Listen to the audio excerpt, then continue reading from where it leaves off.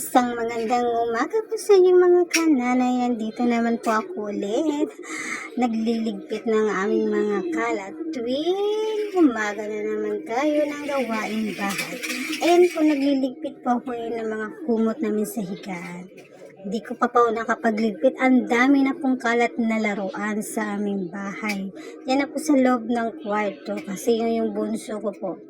Ayan, kalat doon, kalat dito. Kaya hindi matatapos-tapos ang gawain ko ngayong araw na ito.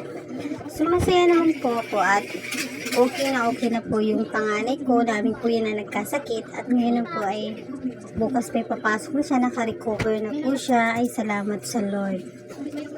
Kasi po ilang araw na po nilalagnat yung panganay namin. Mula pa po yung Webes. Kasi tinawagan po ako ng teacher niya na sumasakit ang ulo ng kuya namin. So, sinundo ko po siya kagad.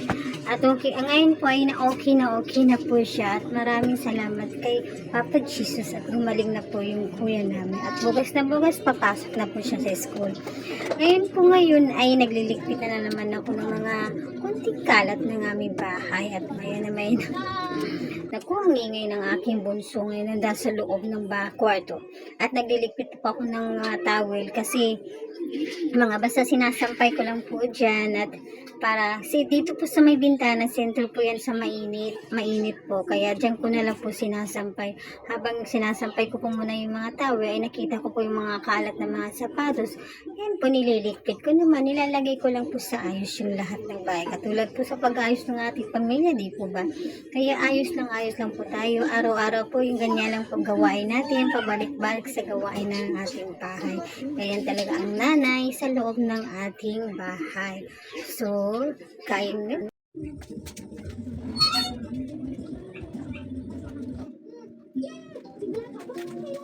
Ito yung sibuyas ko po. Yan. Sibuyas ko.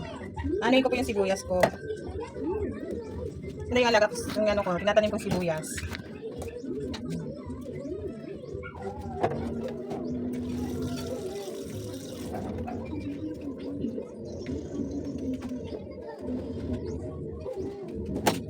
Sibuyas sa tanglad. Nagtanim ako ulit. Sibuyas ko sa tanglad. Nagtanim ako ulit ng tanglad. Saka nagtanim ulit ako ng sibuyas. Yun, nakaharvest na rin ako ng sibuyas.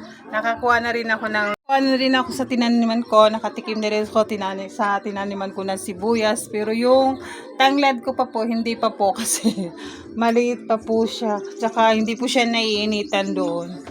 Kaya nilipat ko muna.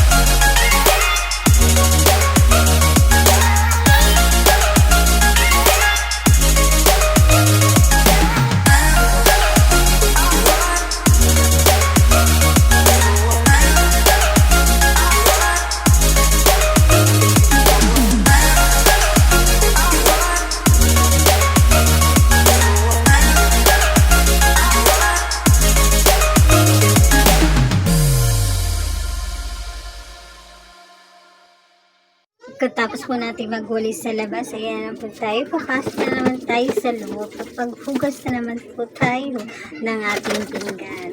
Ay, ako lang katapos ang ikot ng ikot sa buong bahay para mabinis po. Kaya po ako nagwawalis sa labas kasi di ba po sabi nila, mas ngayon po yung yata may dengue.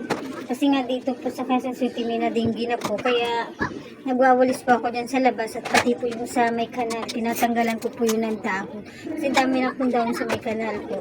Kasi po yung kanal, hindi na po siya ganun kalaki. Kunti lang po, maibabaw lang po.